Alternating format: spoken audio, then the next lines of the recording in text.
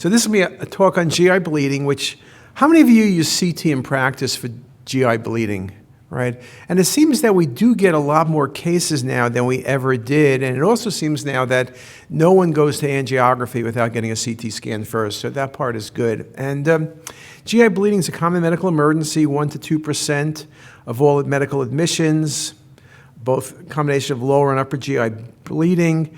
The thing about GI bleeding, of course, is that in many cases, 75% of cases cease spontaneously, but recur in 25%, but mortality can be high.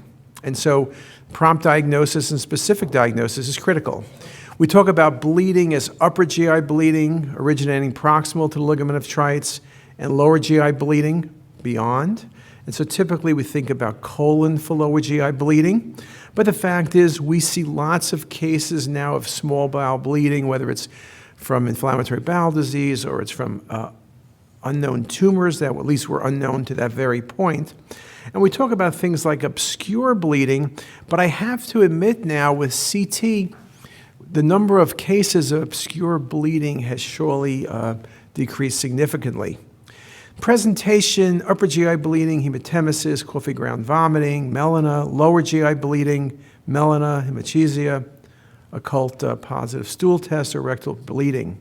If you try to put things into categories, upper GI bleeding, the classic things, gastric ulcer disease, duodenal ulcers, things that many of us way back when were doing upper GI series for, and now basically patients all go to endoscopy.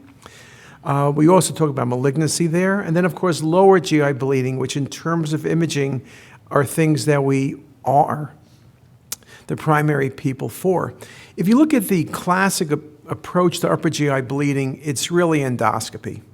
And the literature, high sensitivity, high specificity, but at times the numbers are a bit too high compared to reality. A lot of people with upper GI bleeding get endoscopy, and the endoscopy is negative. Most people would say that CT is not appropriate for upper GI bleeding. You go to endoscopy because the numbers are good. On the other hand, radiology does surely have a role when endoscopy is inconclusive or when endoscopy can't be done because of patients' comorbidities or many of the risks that are involved. And so imaging can work very well.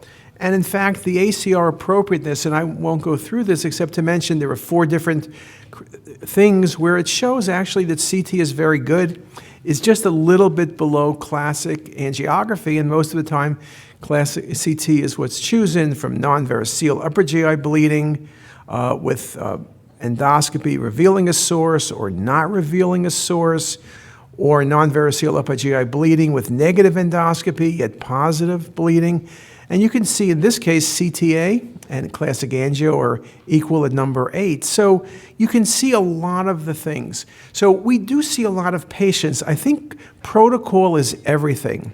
So when we do a patient for GI bleeding, I really don't worry in advance where the likelihood from the bleeding is, because I have to be certain that everywhere we look, we can find the source of bleeding. So here's a good example, upper GI bleeding. The patient, endoscopy, they were a little afraid of doing endoscopy. The patient had some other issues.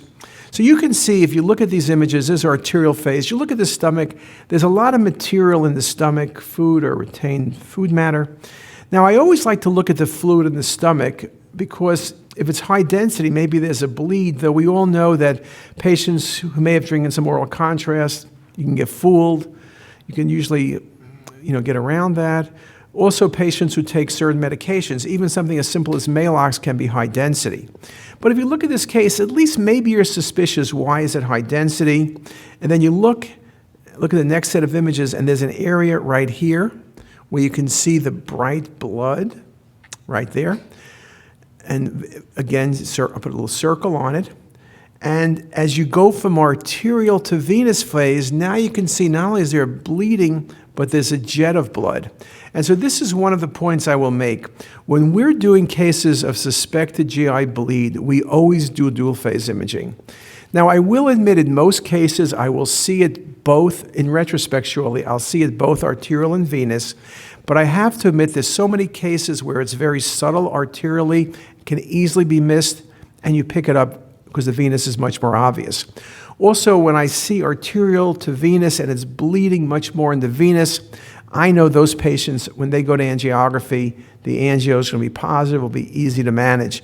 And even in the cases where it's not positive, our endoscopists know specifically the site of bleeding from the CT, and they can manage accordingly. And you can see here some of the coronals and 3Ds in that patient, a really nice look at the blood in the stomach, as well as look at that jet of contrast coming out. So we talk about CT as not being the study of choice, but it can be very valuable.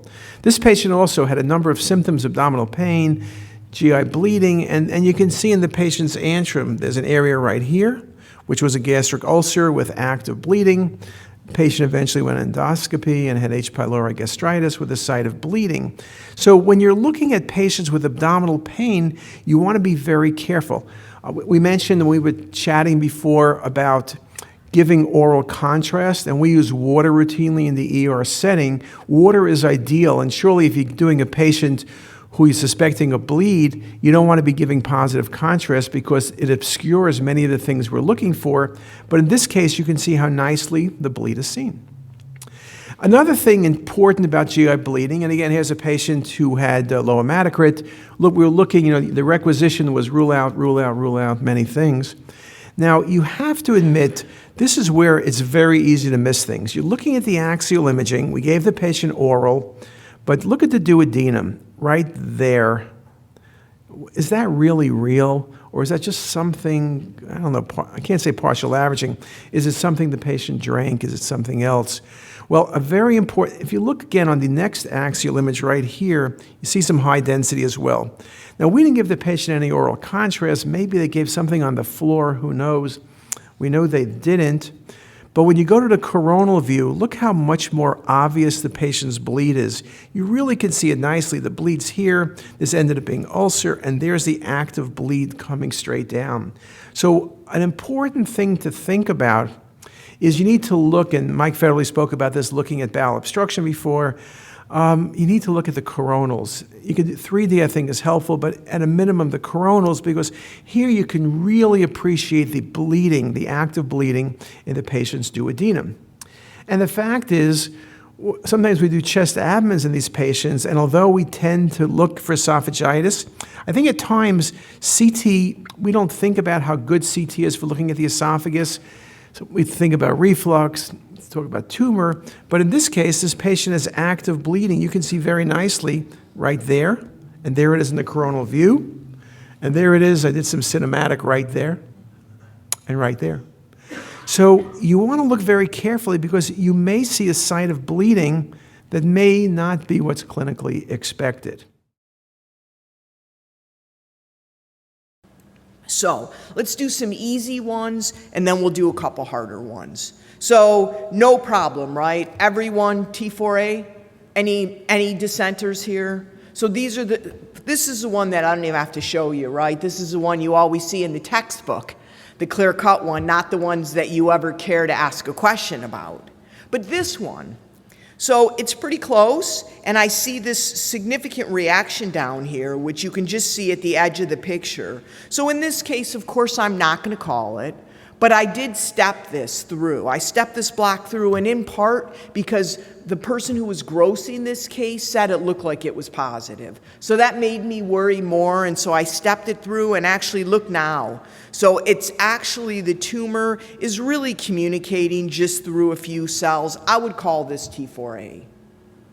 Now, so what can you use, and what can you use, and some of you gross, some of you have PAs, some of you have residents, but what are the clues you could use to help you find these areas? Well, first of all, if you see a gross perforation, and you know it's not an artifact from you or the surgeon, that's a T4A, and it doesn't matter what you see histologically. Sure, if you could find it, great, but if not, if there's gross perforation, it's still a T4. The patient's still going to get additional treatment.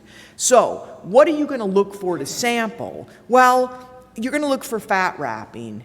and you're going to look for exudate. And those are the areas you want to sample. And remember, in the normal colon, you've got the tinea, you've got these epiploicae, this fat hanging off the tinea, but fat wrapping isn't normal. It doesn't go all the way around in the colon like other areas, right? So if it does, there's something going on. So these are the areas you want to look at. Fat wraps in the body when there's inflammation or perforation to protect those areas. So it doesn't mean there's perforation, it may just be deep inflammation, so you do need to sample. So this is a case, it looked like a gross perforation. This is inside, this is actually outside. Here's the tinea. You can see exudate, you could see fat wrapping. It looks disrupted.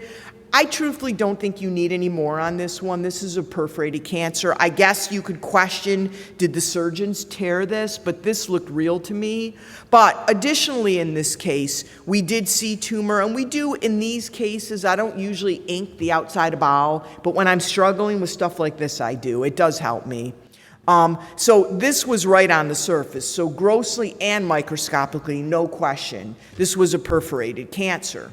This one's a little harder. So here's your tinea, here's your epiploicae, here's your fat wrapping. You don't know that that's perforated, or is it just inflamed, right? So either way, the fat could be wrapping, but I definitely sample here, and these are the ones where histology really helps. And I gotta say, 2 years ago, this was like not a millimeter away, but this was like a couple centimeters away. I might have called this a T3 a couple years ago. I would absolutely call this a T4A now. You've got tumor communicating through an abscess, and yeah, you've got a little granulation tissue, but it's because of the abscess. So this is a perforation. I would call this a T4A. Like I said, this case we actually called a T3 a couple years ago, and this patient was lymph node negative. So they likely should have gotten additional treatment.